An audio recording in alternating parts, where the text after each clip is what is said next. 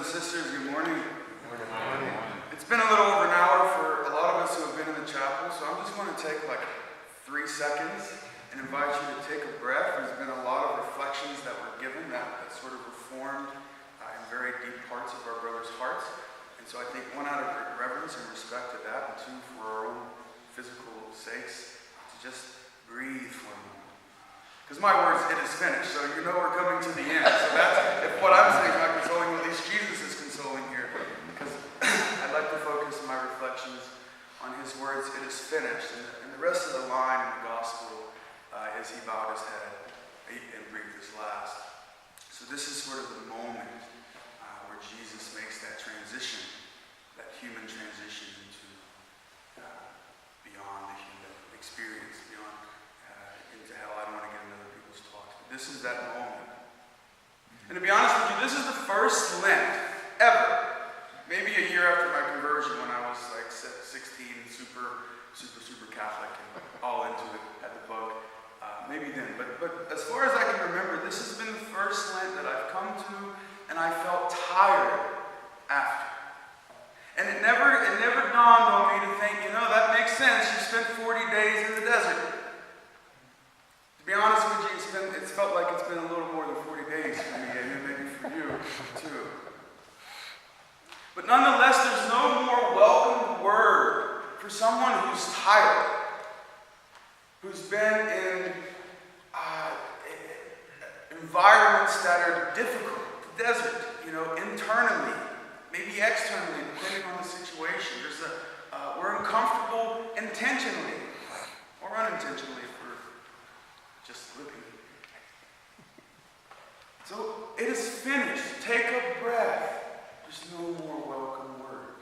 I remember in the Marine Corps running my physical fitness test. Pull-ups I got, crunches we cheated on. The run is what killed me. 3 miles in under 28 minutes. I couldn't do it now if in World War III, depending on what you're doing. I'm sorry, I'm a piece of fryer, but I can't do nothing for you there.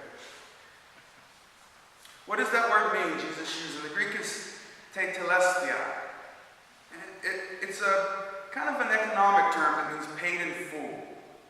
But more so, it is finished, we translate. It's done. It has been successfully completed. As the inmates in the jail say, where I go and talk with, it's done. Over. What is that? What is done and over?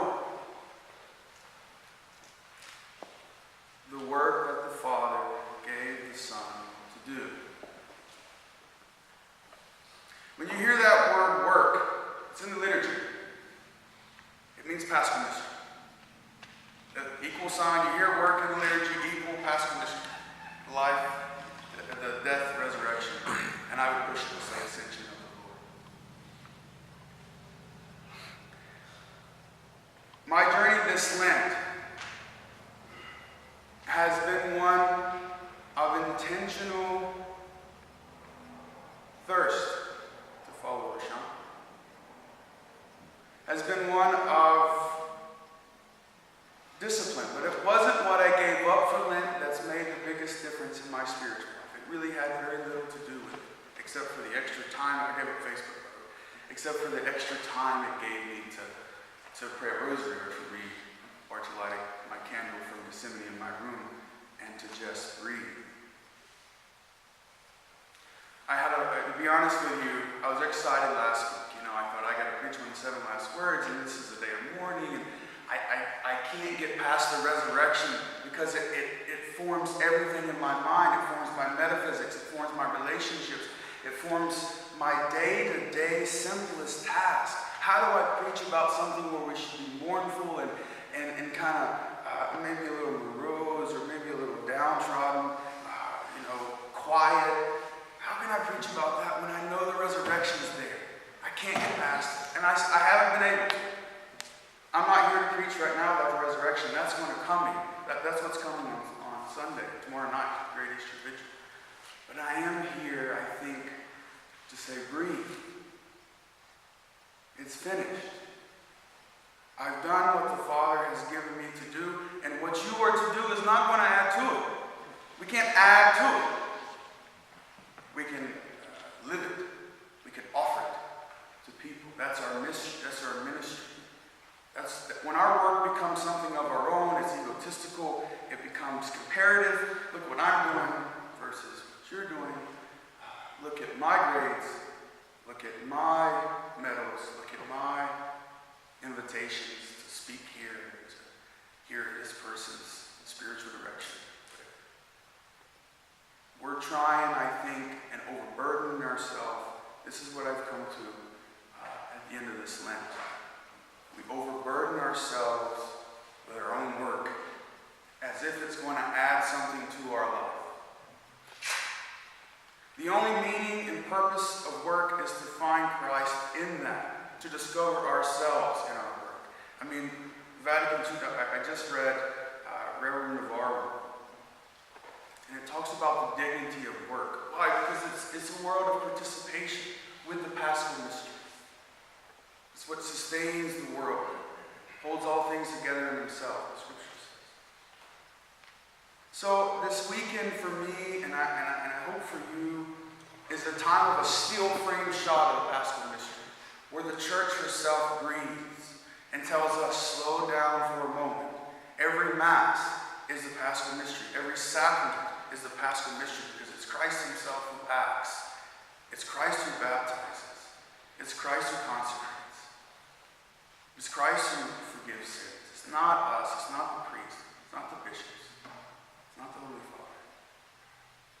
And the only thing we can do, therefore, I think, is to rest in this Paschal mystery. I'm tired. That's my takeaway from the day. It is finished. Maybe something we're looking for right behind that is well done, good and faithful servant. Which I'm sure the Father told the Son, right? Pretty sure that's somewhere. Well done, good and faithful servant.